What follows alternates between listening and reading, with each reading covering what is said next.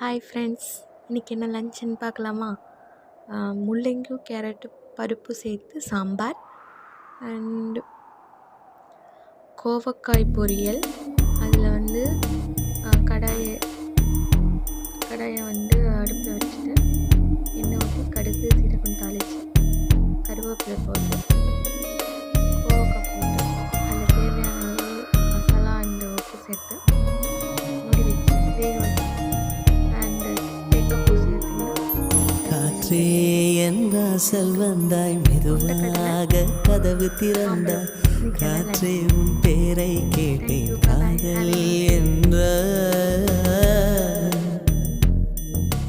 நேற்று நீ எங்கிருந்தாய், காற்றே நீ சொல்வாய் என்றேன்.